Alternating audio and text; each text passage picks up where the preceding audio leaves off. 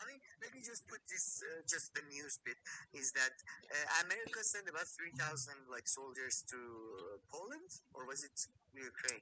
I think it was Poland. I'm not sure. Yeah, sorry, anyway, sent to Eastern Europe as a sort of to bolster.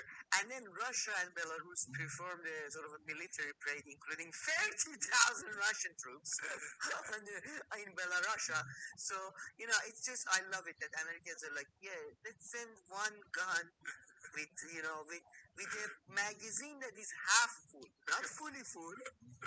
And then I'm sure the Russians back down. I'm sure. Yeah.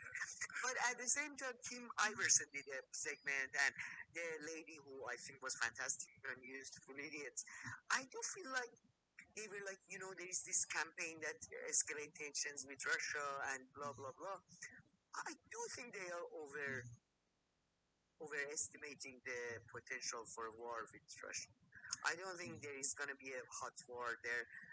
At the maximum, it's going to be like the 5-6 years ago, sort of a local fighting between groups. And I think, yeah, they are trying to escalate tensions to sell more weapons. They don't want a war. I mean, I don't think the deepest state wants a war with Russia. They're not crazy. I mean, they're crazy in a sense that they're willing to sell weapons to the end of the goddamn earth. But yeah, I don't think there is an imminent threat of a World War III or anything.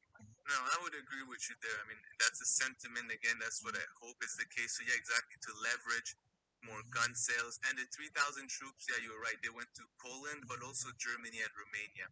So whether you said Poland or Eastern Europe, both of them worked out well. Kind of correct. And yeah, and also the gas thing, I don't know how much that's playing right now to also, like I mentioned last time, the US has become such. So that's Sam Danes predicting that this whole Russia-Ukraine conflict is much ado about nothing.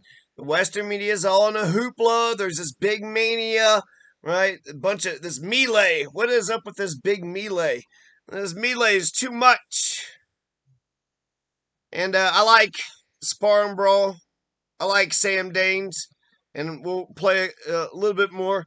But essentially, he's the Kim Iverson of Spar and Brawl, right? Much ado about nothing, huh? Much ado about nothing. You had, Jackson Hinkle got it wrong, which that's disappointing. Kim Iverson got it wrong too, which that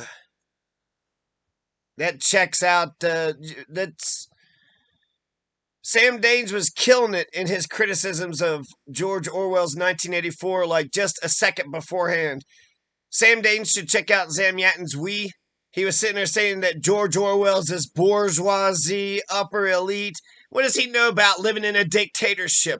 He don't know shit about living in a dictatorship. And you know what?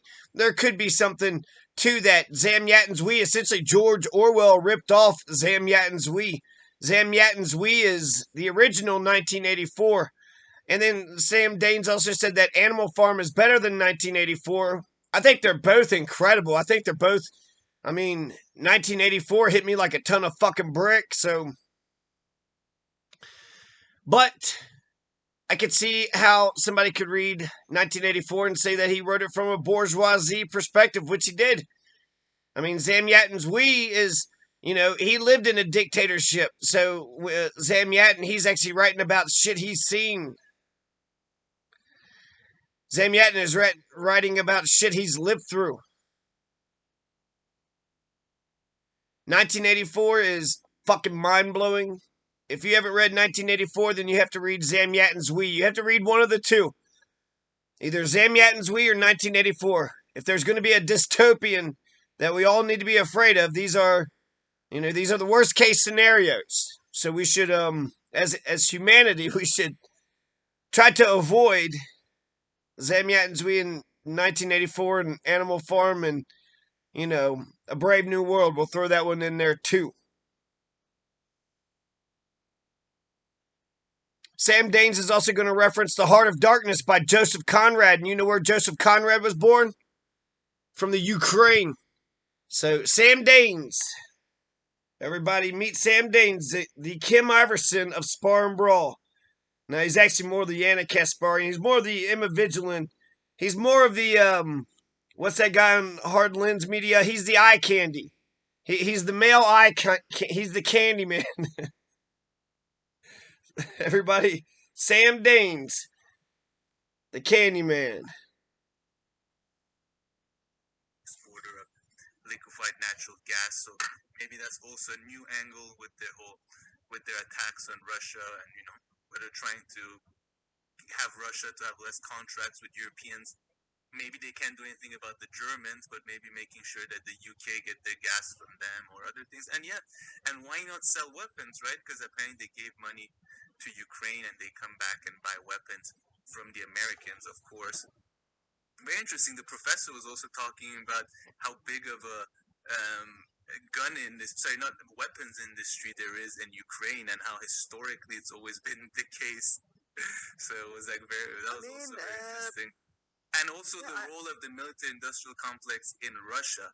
I mean, he kind of talked about. There was also some Schadenfreude. He kind of was saying, "Oh, the Americans sent one gun, and then the Russians had 30,000." So a huge demonstration, right? Yeah, we sent 30,000 troops to Poland, and so the motherfucker. So there's a little bit of a Schadenfreude there, but he's also the one that pointed out that there's an international law argument and a moral argument to save Ukraine. Falls under that really, so that was also really interesting.